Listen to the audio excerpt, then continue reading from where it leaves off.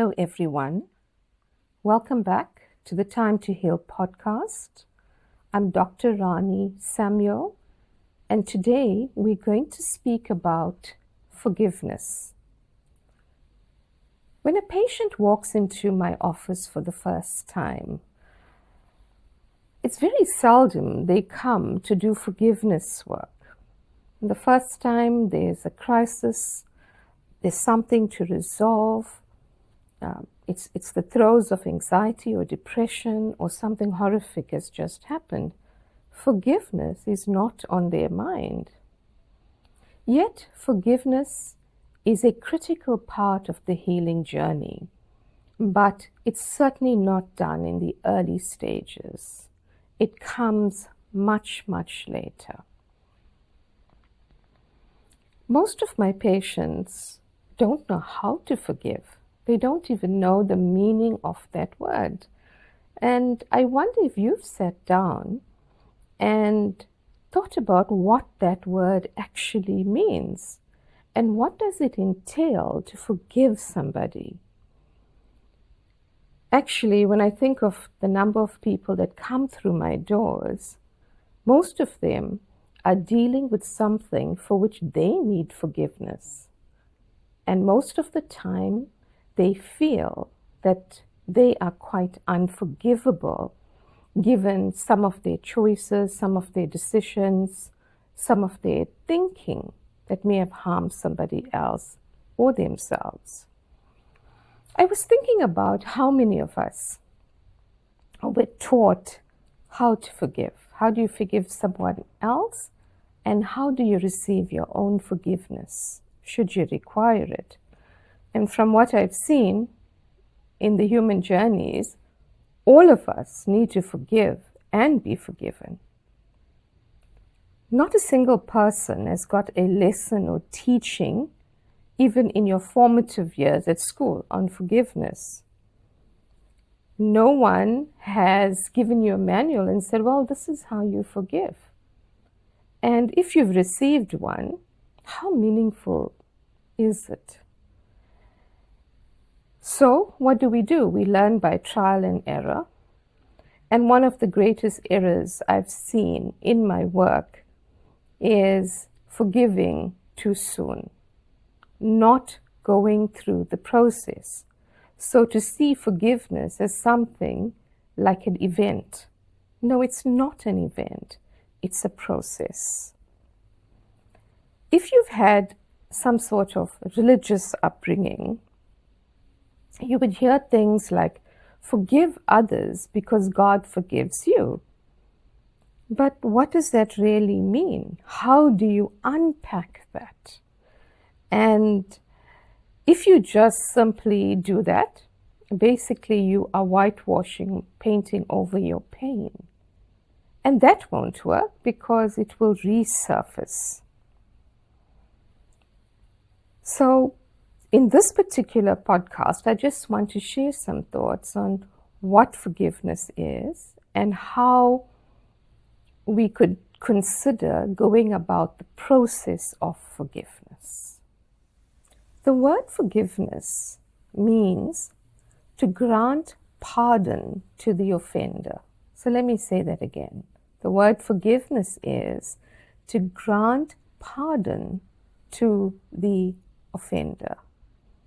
So sometimes the offense is slight, it's mild, but sometimes the offense is quite heinous, it's quite horrific. How do we go about doing this? Is it the same process when the offense is mild or when it is more serious? What if the offender has died? How do we go about that process? Because the offender has died, the offense can still be quite alive and change how you navigate your journey on earth.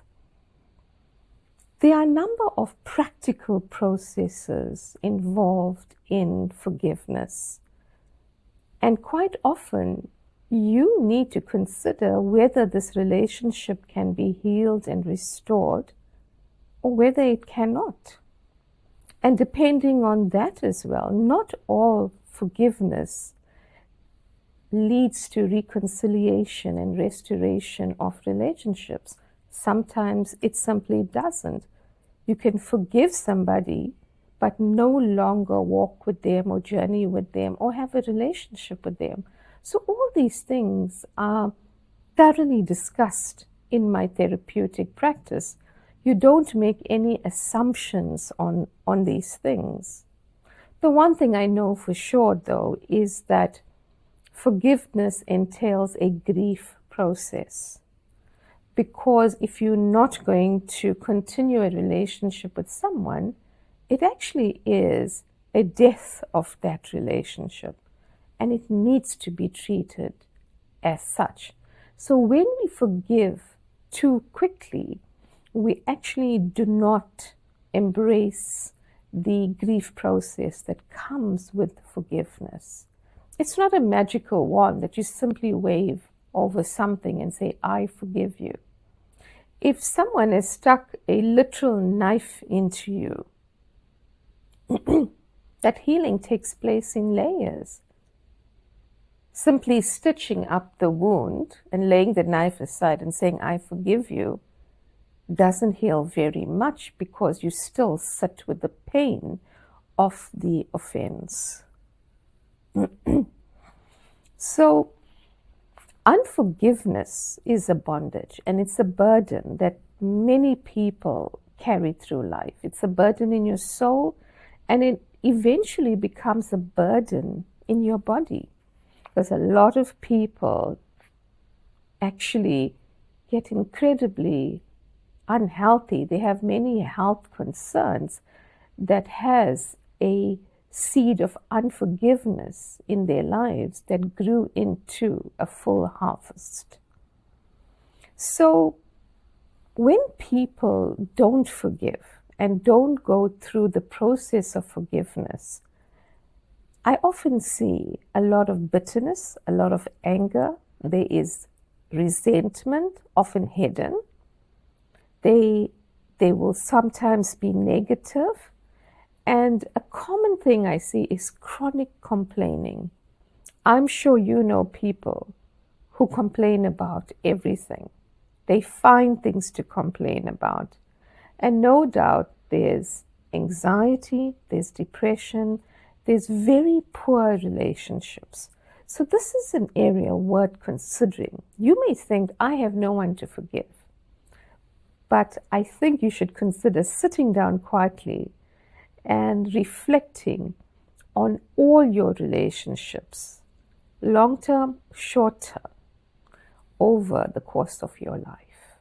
Unforgiveness has been likened to having a pair of handcuffs, one on your hand and one on the hand of the offender that is unpardoned. When you forgive, that is the key that releases your hand from the handcuffs. So that's how powerful it is in the healing process. And when we forgive in a truly authentic manner, in an intentional manner, we bring health to our bodies, health to our souls. We benefit internally and externally. There's a lot of freedom, especially emotional freedom, that comes to the person that forgives. There are certain basic components that need to be considered in the forgiveness process. So what are they? This is especially if you want to heal a relationship and reconcile to the person. Number one, there has to be confession. And confession is not a simple, I am sorry for what I've done. No, it's a detailed confession. The person listening to the offender needs to be thorough and detailed and give as much information as is required by the person listening. And when you receive that information, forgiveness is not spontaneous. No, the information needs to be considered. Let me tell you about Jared, a patient of mine who is an air traffic controller. And he presented to my office in an unusual way. And he was in need of immediate care. You see, he spends his time in a high focus job in the air traffic control tower. And he went through this unusual experience and he had no memory for it. So what happened to him? He became highly disoriented at work. And he woke up a day later. So he lost 24 hours, an entire day, not knowing what happened. All he knows that he was sitting at his station, and the next thing he knows is that he was lying on a couch at home with a drip on his hand. He had suffered from an episode of what we call transient global amnesia, otherwise known as TGA. And what this is a 24-hour memory loss, sometimes slightly longer, sometimes less. I've seen this more than once in my years of practice. So what was really interesting about Jared, his colleagues and his family began to video record that 24 hours that he had lost. So there was recordings of him going to the hospital, joking with staff, having an MRI, him speaking to his children, the meal he ate, and he had zero recollection of that entire day. So when he was more settled, I began to really get very deep into his life story. The one thing I did know was there was a major trigger in which 20 years ago, his childhood friend had died in an accident. And we began to really look into that deeply because we were coming up to the death anniversary of that particular accident. Anniversary events are powerful emotional triggers that we very often have to work with in clinical practice. Jared began telling me in greater detail what had gone wrong on that day, that he was actually the driver of the car. And he and his friend had an evening of drinking. There was reckless driving on his part, and there was an accident in which they knocked into a tree. And both were drunk, but his friend died. He had never properly grieved the death. He had never fully confessed that death to anyone, that his responsibility in it. The parents of his friend had just moved on because the families were friends, but they had not spoken to each other for 20 years. The family of his friend just said, well, nothing you say or do will bring back our son. We don't wish to proceed to court. So as part of this process, as part of the healing, we decided that Jared will contact the family again, that he would offer forgiveness, he would offer amends and restitution if necessary. And yes, it was incredibly difficult, but over time, it took us months. The family was willing to see him, and he offered his confession, he offered amends. They didn't want too much, but they did ask him to make a donation to one of the charities, which he did. And since then, there's been no memory loss, no major anxiety, and he is healing incredibly well. Back to work, total focus, and it's like it really was a big step in his healing journey. As you can see, the forgiveness work is painstaking work, because making amends and restitution is something we don't freely speak about, yet it is critical to the process. In 2019, I had the opportunity to teach at a trauma and recovery conference in Rwanda. And as you may know, Rwanda in 1994 was at the heart of the worst kind of genocide imaginable. And my exposure was mainly reading about it, watching it on television, and I really did not understand the full dynamics, and therefore I wanted to go. I wanted to present some insights on trauma and healing, but I really wanted to learn, and learn I did. And learn about forgiveness and restitution in a way that began to make deeper sense to me.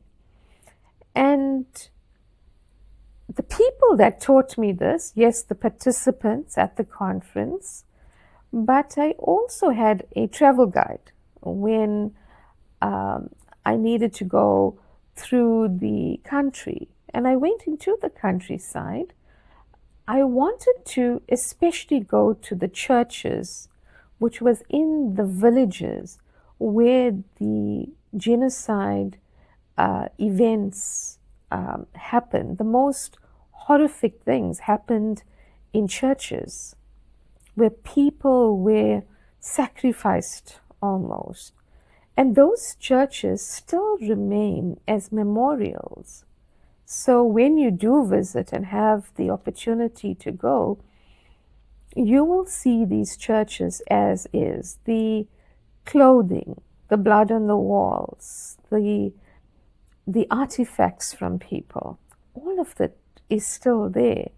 But my guide began to explain things to me. And he said, well, I actually went through all of this. I lost 4 generations in my family in one night. And I said to him, could you identify the persons? And he said it was very easy. It was my neighbor David, who I went to school with and grew up with. So it was his next door neighbor. And he said when the time came and the court systems took action, David was arrested, tried, and sent to jail. And he gave a full confession and he was imprisoned for quite a few years. What surprised me was that the guide told me that he and his friend David were truly friends again, that he had forgiven him. And I was very interested in how this happened. And he said it actually took years. But when David was released from prison, and he came back to live next door because there was nowhere else to live, he started to make amends to the guide and his family. So I said, well, how was that done? He said, well, he first came and he started fixing the fence, because the fence around the guide's house had many holes, and he started fixing the fence. And I said, you let him? He says, well, somebody was fixing my fence. Then David would come and take care of the garden. And after heavy rains, the roof became a problem, and David offered to start working on the roof, and he did. And he said in all this time, there was not much talking going on. It was just, they would greet each other, David would show up and start taking care of the house. And as time went on, he said he once met David at the local bar. And David came up to him and said he would like to buy him a beer. And this was years later. And he did. And that's when they renewed their relationship. So understand, forgiveness is a process and an event. In this case, amends and restitution had to be made. So look at your life, examine it. If there's someone to forgive, start understanding that there are steps to be followed. And if you do need to forgive somebody, ask them to engage in a process. And if you yourself require forgiveness, engage in that process also. It is my real encouragement to you. It says it's health to your bones, and it will heal your heart in a new way, bring wholeness to your life. Thank you for listening. I will see you next time.